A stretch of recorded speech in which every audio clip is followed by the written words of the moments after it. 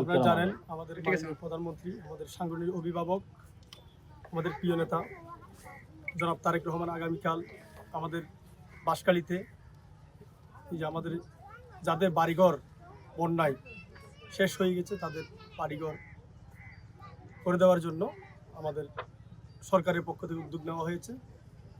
আপনি জানেন সেই উপলক্ষে মাননীয় প্রধানমন্ত্রী তারেক রহমান আমাদের বাঁশখালীতে আসবেন। এটা আমাদের বাঁশখালীবাসীর জন্য, এটির সাথে আমরা যারা বাংলাদেশ জাতীয়তাবাদী ছাত্রদল করি, বিএনপি করি, আমরা আমাদের যারা বিএনপি পরিবার আমাদের জন্য গর্বের এবং অনুপ্রেরণা। আপনি জানেন আমাদের শহীদ প্রেসিডেন্ট জিয়াউর রহমান 1978 সালে আমাদের বাঁশখালীতে এসেছিলেন। আমাদের আপসহীন দেশনেত্রী বেগম খালেদা জিয়া আমাদের বাঁশখালীতে এসেছিলেন। ঠিক তারই ধারাবাহিকতায় আমাদের নেতা আগামীকাল বাঁশখালীতে আসবেন।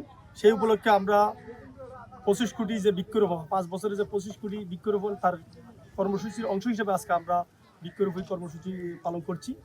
আপনি জানেন আমাদের জুলাই আগস্ট গণ অভ্যুত্থানে 142 জন শহীদ হয়েছে।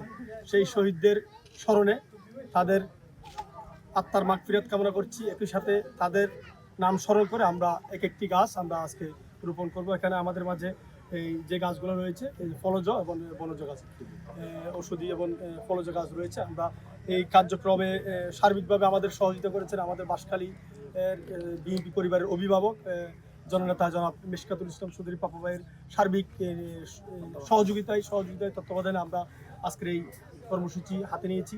একই সাথে যারা আমাদের বাংলাদেশ জাতীয়তাবাদী ছাত্রদলের নেতাকর্মীরা উপস্থিত হয়েছেন তাদেরকে অসংখ্য ধন্যবাদ জানাচ্ছি। আপনারা জানেন এই যে পরিবেশের ভারসাম্য রক্ষা করার জন্য এই যে বৃক্ষরোপণের এই বিকল্প নয়, সেই লক্ষ্যেই কিন্তু আমরা আজকে এই কর্মসূচি হাতে নিয়েছি। আপনারা জানেন আমাদের সরকার, বিএনপি সরকার নির্বাচনের আগে যে প্রতিশ্রুতিগুলো দিয়েছিল তার প্রতিশ্রুতির অন্যতম একটা প্রতিশ্রুতি হচ্ছে বৃক্ষরোপণ কর্মসূচি, সেটা আমরা পালন করে যাচ্ছি।